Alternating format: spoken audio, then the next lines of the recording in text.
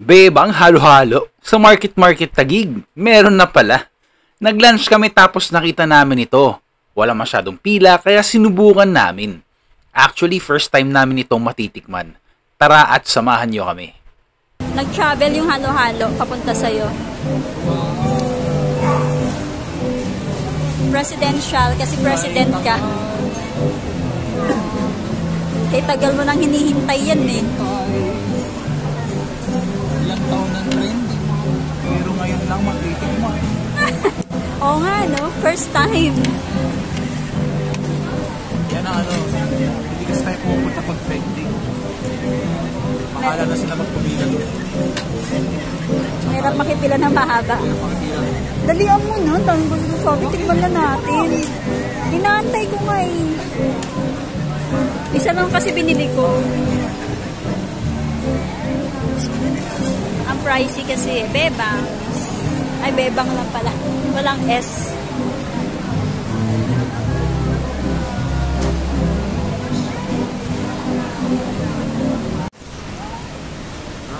Dami niya yung laman, no? Gaano kadami? Yung pa sa ilalim, hindi pa nakakalo. Pagka kumakain ako halo-halo, naalala ko yung kasi may Quezon out. Grabe yun talaga experience natin doon.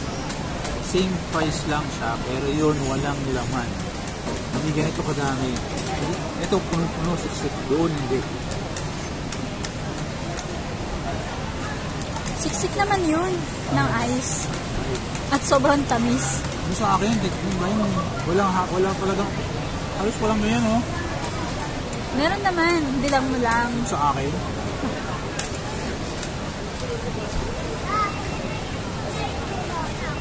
Good sarap. Ito, siksik siya, oh.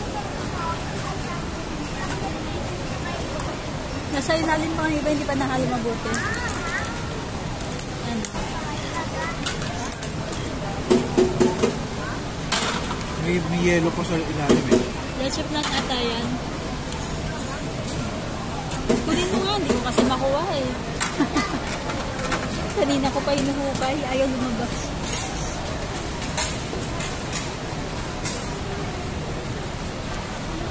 Mga mais. Mga mais lang siya. Hindi siya leche plan. Hindi, yung pinakailalim leche plan siya.